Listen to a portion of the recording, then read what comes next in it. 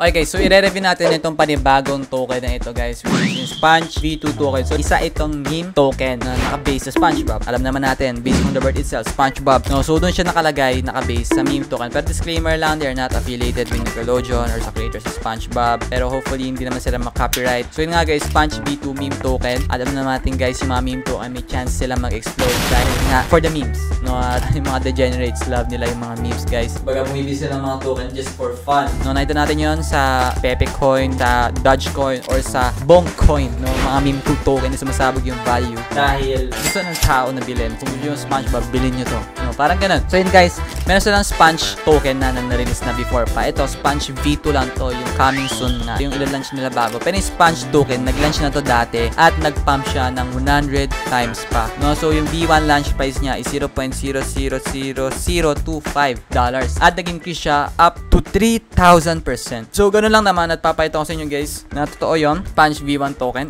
quick search natin sa CoinGecko at makikita nyo, ayan, nag-pump nga siya yung first token na na-release nila, which is itong Sponge Price token. Nakita nyo, nag-pump siya. So ngayon, dahil nga naging successful to, gagawa rin sila ng panibago, which is Sponge V2 na much upgraded at mayroong mga bagong improvements na ginawa, no? So pwede nyo guys bilhin to using ETH, USDT, or card, no? So kukunin nyo lang yung wallet nyo kung gusto nyo bilhin, no? Pero kung wala kayong wallet, pwede naman yung card. So ilalagay nyo lang dito guys kung magkano yung gusto nyo bilhin at siya na bahala guys mag-convert kung ilan na Sponge V2 tokens yung mabibili nyo. So $100, 119,327 tokens yung mabibili nyo, diba? Sobrang dami kasi nga mura pa lang itong product na ito. Pero total stake na nila is around 4 million USD. So marami-rami na yung naka-stake nila. Pero bago yon, basahin muna natin yung white paper nila. Sa white paper nila guys, mababasa natin kung ano yung introduction, yung history, no, yung transaction, at kung ano yung edge nila pagdating sa crypto space at kung bakit nga ba natin siya kailangan bilhin. So play to earn game siya, okay? Play to earn game siya, meron siyang game,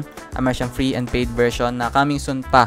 No, so pre-selling stage pa nga lang sila ngayon kung saan nilipat sila totally tapos pa. Kumbaga, bago pa sila i-launch, nasa pre-selling stage sila ngayon. Kung saan hindi pa sila nala-launch masyado sa mga centralized exchanges or decentralized exchanges. No, so nasa pre-selling pa lang sila kung saan pwede kang maka-get in very early dahil nga hindi pa to tapos. Hindi pa siya totally, kumbaga de-develop pa lang siya.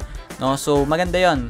Alam niyo naman guys, kapag sa crypto, the earlier you get in is the more successful you can be. No, pag natin, isipin mo kung sumama ka sa Axie before pa siya ma-feature sa Jessica Soho, edi sana tumaas na yung investment mo, no? Tapos, kumbaga, buy the rumor, sell the news, no? So, the earlier you can get in, the earlier you can adapt, the more chance you can get na maging successful yung investment mo kasi magpa-pump siya, no?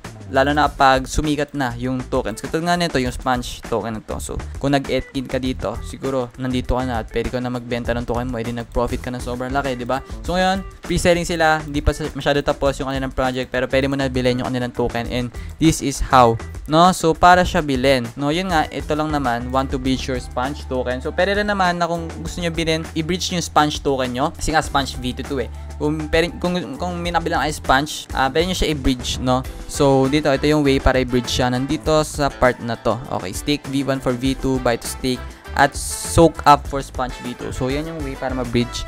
Okay, yung tokenomics nila, ito, 43% na staking rewards, 7% marketing, 26% for bridging ng Sponge token. So, kung maging Sponge token mo, pwede mo siyang gawing Sponge V2. Okay, so yung roadmap nila, lapit na tayo. Malayo-layo pa pala. Okay, stage 1, stage 2, stage 3 pa. Marami pa silang pagdadaanan, nasa stage 1 pa lang tayo kasi nga napakaaga pa, no? So, ito nga yung nangyari dun sa Sponge V1 achievements nila. Nakaabot nila yung 100 million market cap, all-time high. There's around 13,000 holders available sa 10 centralized exchange. At syempre, spectacular gains for early spongers. Kaya nga, talagang timing is key. Kung maaga ka naka-get in, that is the best timing you can get into, no? So, 30k social media followers in a number of days, no? At 13,000 holders, no? So, ngayon, dahil nga dun sa success na yun, ginagawa na nila itong bago nilang play to earn game at Sponge V2 yung magiging pangalan niya, no? So, kung interesado kayo guys, join na kayo dito sa project na to, no? So, yan, pwede nyo rin sila follow sa kanilang Twitter or sa kanilang Telegram or sa Dex Tools, no? So, sa Dex Tools, pwede nyo makita guys yung liquidity, yung total market cap ng Sponge V1. So, Sponge V1 guys, may market cap na 20 million at yung liquidity niya is 456k, no? So, yun, healthy naman yung liquidity, yung market, pataas, goods na goods, no? So, yung Twitter nila guys, pwede nyo na i-follow at ito nga yung naabot nila last time. Na-surpass lang naman nila yung 5 billion tokens na stake na. So, valued at $3.998 million, no? So, for almost 4 million na, pero 5 billion tokens na ang token nila, meme token, yung stake na nila, okay? So, yun. Maraming salamat guys sa panonood. Kung gusto nyo sumama dito, try nyo lang. Check nyo. So, maraming salamat guys. See you soon sa ating next video.